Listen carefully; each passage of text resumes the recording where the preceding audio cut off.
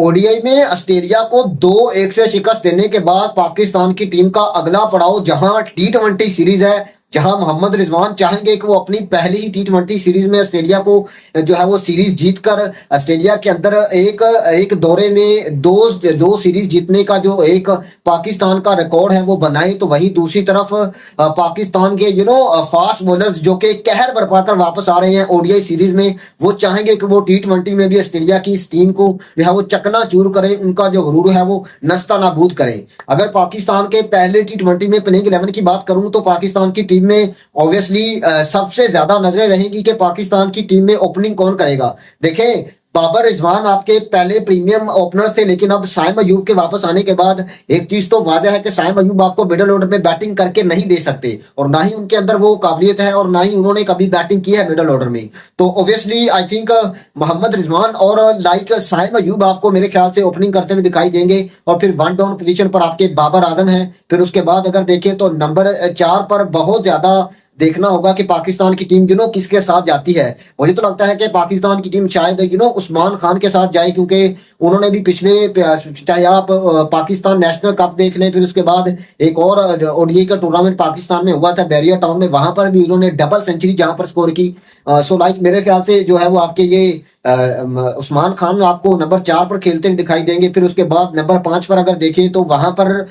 इरफान खान नियाजी मेरे ख्याल से इसको खेलना चाहिए, क्योंकि पाकिस्तान की टीम में एक तो वो आपको एक ऐसे फील्डर की भूमिका आपको निभाते हुए दिखाई देते हैं जो कि जॉन्टी रोड की याद ताजा करते हैं, और ऑब्वियसली गन फील्डर हैं, और एज अ फील्डर आपको जहां वो 1-2 कैचेज अनस्टॉपेबल कैचेज अगर पकड़ कर दे देते हैं तो वो भी मेरे ख्याल से उनके लिए एक बहुत बड़ा कंट्रीब्यूशन होगा पाकिस्तान टीम में। और ऑब्वियसली वो फास्ट बॉलिंग के खिलाफ जिस तरीके की पावर हिटिंग करते हैं, आपने वो देखा होगा पाकिस्तान का जो ऑस्ट्रेलिया का टूर था, जिसमें पाकिस्तान की शाहीन्स ने ऑस्ट्रेलिया का टूर किया था, वहां पर उन्होंने 95 या आई थिंक 100 प्लस की इनिंग खेली थी, जिसमें उन्होंने फास्ट बॉलर्स को अच्छी खासी तगड़ी हिटिंग की थी। फिर उसके बाद नंबर 5 पे और नंबर 6 पे उसके बाद अगर देखें तो सलमान अली आगा पाकिस्तान के वाइस कैप्टन है, ऑब्वियसली उनका खेलना बनता है और वो खेलेंगे भी। फिर उसके बाद नंबर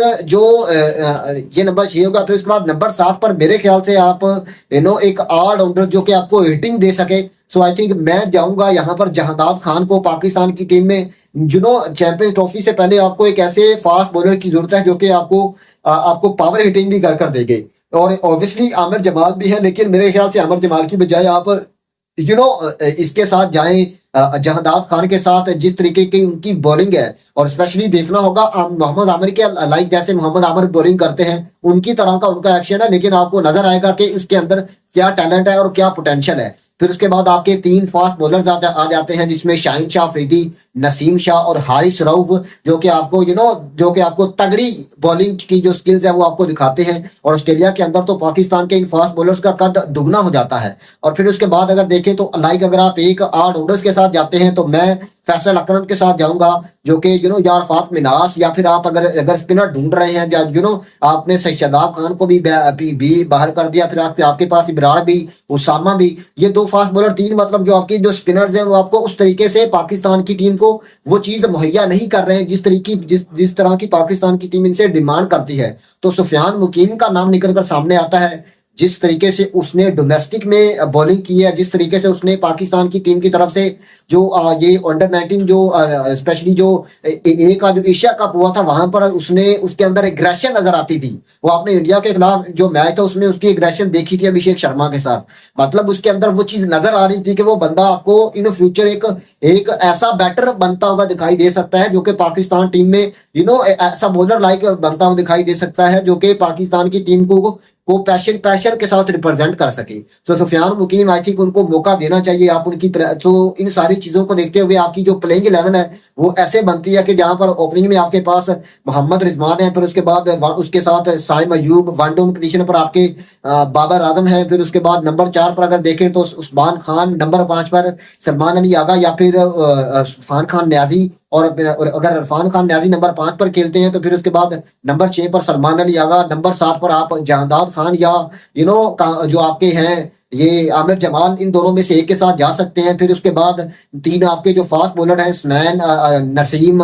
शाहीन और हारिस रऊफ, और फिर एक स्पिनर अगर आपने देखना है तो फिर वो आप फैसल अकरम या फिर अरफात मिनास वगैरह जो है, या फिर सुफियान मुकीम, इन 3 स्पिनर में से आप एक यंगस्टर को भी मौका दें जो कि आपको जिम्बाब्वे की सीरीज से पहले ऑस्ट्रेलिया की टीम के साथ खेलने का भी उनके पास अनुभव हो।